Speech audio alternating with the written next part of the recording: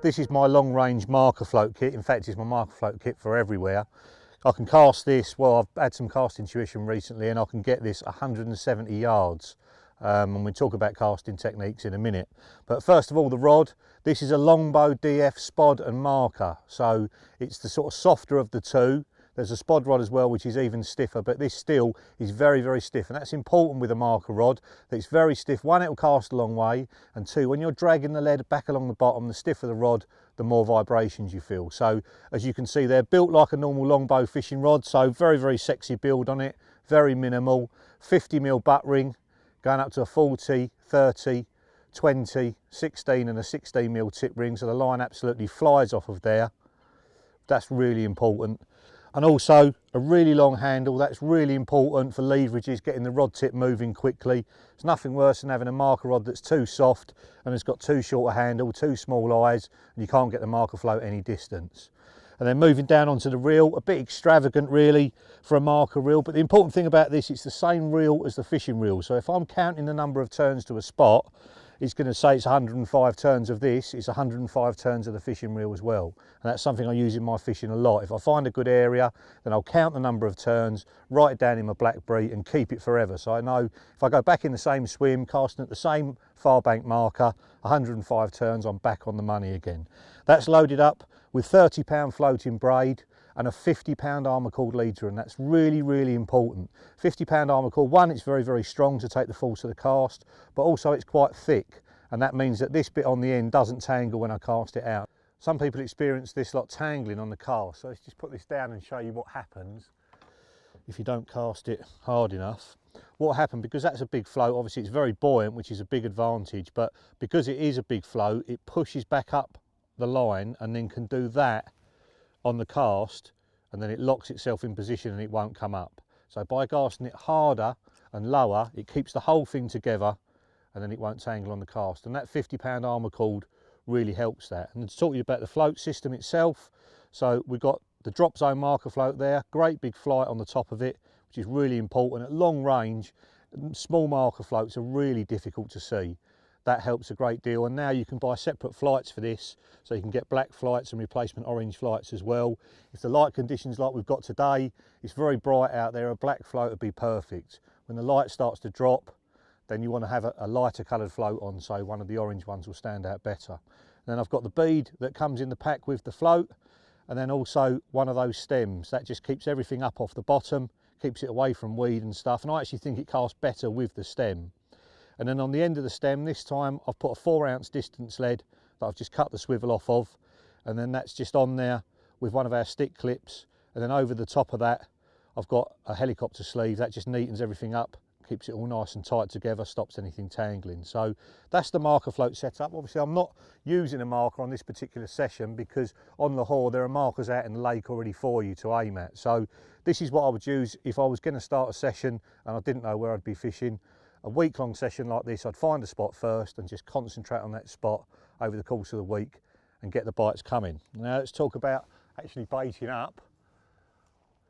This is my long-range spod setup. So let's go to the front of the swim and I'll talk you through long-range spodding.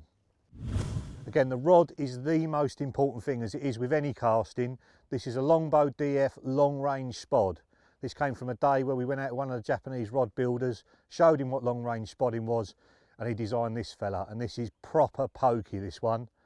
Over 5-pound test curve, but you need it when you're fishing a long way out. Big rings again, all the way down it, that's really, really important. And a long handle as well, built exactly the same as the Longbow fishing rod, so it looks really smart as well, but it does the job, and that is so important.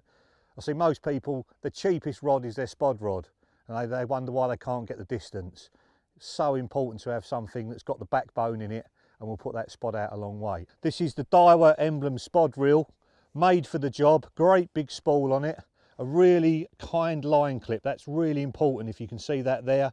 That's what we're putting the line under to stop the spod at exactly the right distance. And that's loaded with 30-pound Daiwa tournament braid. Absolutely brilliant stuff this, thin as cotton, really, really strong, goes off the spool brilliantly, but you have got to respect it. So keep splashing it with water while you're spodding, and that will stop too many loops coming off together and causing what we call braid carnage.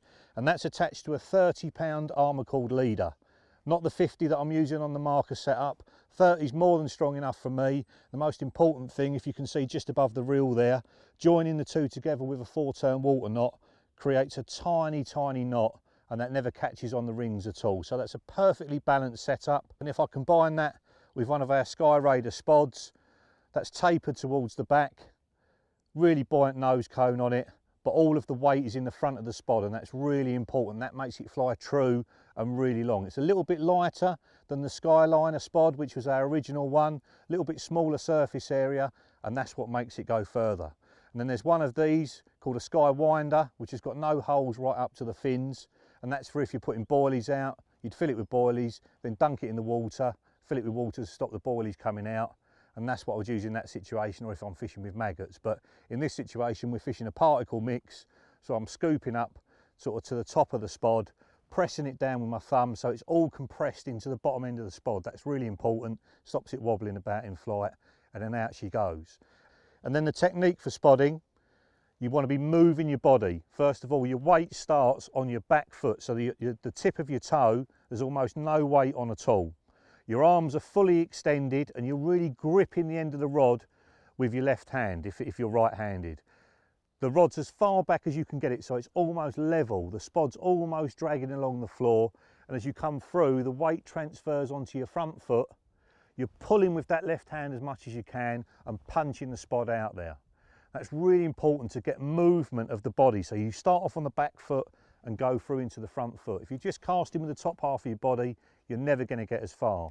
And make sure those arms are fully extended right up in the air, and the rod tip is as far back as you can get it. So the rod is level, if anything, pointing slightly backwards. The spod should just be skirting the floor. And then you come through, all the power, pushing your body weight through onto the front foot as well. And if you're going straight overhead, the spod should go lovely and straight. Obviously we've got a bit of a crosswind today, so I'll be heading into it a little bit and then getting the spod just to fade over and go close to that pole. So let's get into that. We've got both our buckets here in front of us. That's really important. I'm just scooping up to the top of the spod, squeezing it down with my thumb, as I say. That just gets the excess off. And then roughly half the length of the rod, that's how far the spod should be dropping down.